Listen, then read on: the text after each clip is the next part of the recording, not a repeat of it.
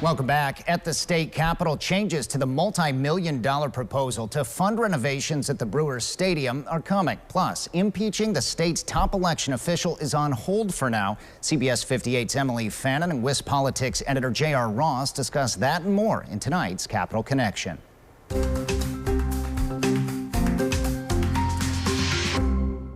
Let's first start with the public hearing that was held on Thursday as discussions are ongoing over this $700 million sweeping proposal to fund AmFam Field. In return, the Milwaukee Brewers would extend their lease. Now, during that public hearing, we heard from the Republican co-author, Representative Rob Brooks, who says amendments are coming. Now, we anticipated some changes because we heard from Milwaukee leaders and some Democrats who weren't a big fan of the $202.5 million that would have to be contributed by Milwaukee, the city, and the county. So here's what some of the changes that Representative Brooks hinted towards that could be coming when the bill reaches the floor, such as lowering that contribution from the city and county, putting a ticket tax on non-brewer events, keeping Milwaukee represented on the stadium board because in the original bill they are not, and creating a work group to examine possibly creating new development around AmFam Field.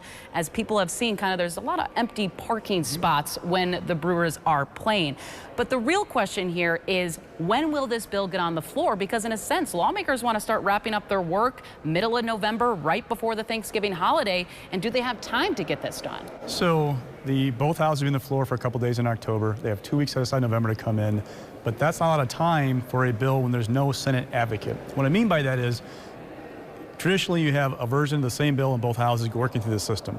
Right now we only have an assembly bill. We don't have a companion bill, it's called, in the Senate, which means there's no Senate co-author, which means there's no advocate in the Senate to push in that Republican caucus to get this thing done. Now, there are exceptions to every rule, right? So there's always a possibility, always a path if there's a will to do it.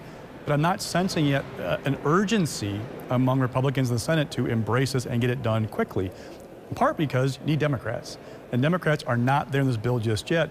What changes can be made to get them on board? That's a huge question going forward. Also, does the governor want to see some of these changes? You know, he was at visiting a child care center on Thursday, and I asked him, what is it going to take to get your signature? And he said, well, there's nothing that I, completely hate about the bill, but he also hinted towards that contribution, asking for more money from the Milwaukee, the city, and county, just after they got this lifeline of new funding for local governments, and then they're being asked and stretched for more. So I'm curious to see how far maybe changes get tweaked in that portion as well. You mentioned that lifeline. Don't forget there's a report just this past week that talked about, yes, Milwaukee city government is in good shape right now, but in 2 years it could have a deficit of $45 million in its budget. It shows you that things are not the woods just yet, and a Brewer contribution could complicate its finances going forward. Now let's shift to the impeachment latest that's being discussed here in the state capitol. A Republican leader in the Senate, I'm talking about Senate President Chris Kapmaga, sent a letter to Assembly Speaker Voss urging him to impeach the state's chief election official, that is Megan Wolf. Now, we know this whole issue of her, that she's staying in her role right now because there's a lawsuit playing out after the Senate last month voted to fire her. And this is kind of just the latest sticking point. Now, Voss hasn't really talked about whether he would approach this or not, and that could also be telling. Well, the leader didn't talk about it for a couple of days after it came out. Kind of tells you something, too. There's already a resolution in the Assembly seeking to impeach Wolf now. Proposed by 5 lawmakers from the Assembly GOP caucus. It raised a number of falsehoods in the 15 articles of impeachment. That hasn't even been given a resolution number or been referred to committee. It means it's not going anywhere. So look, the big picture of all this is Republicans are looking for a way to get rid of Megan Wolf. They don't want her to be there anymore. And there's a lot of chaos right now on this whole situation. You have this impeachment letter. You have a lawsuit from Attorney General Josh Kaul, a Democrat, trying to say the Senate removing Megan Wolf or voting to reject her doesn't count. We have all kinds of things going on. It's election in about 13 months from right now. Right. So it's just kind of a chaotic situation that doesn't really help. For Democrats, though, they just want to get through 2024. Their thought is, their worry is, there's a committee in the legislature that if there's a vacancy in that position, can appoint an interim administrator. Their worry has been from day one that Republicans would take the opportunity to appoint somebody who maybe isn't a conspiracy theorist, but will be sympathetic toward those claims about 2020 in that position. Now, the administrator works at the behest of the commission.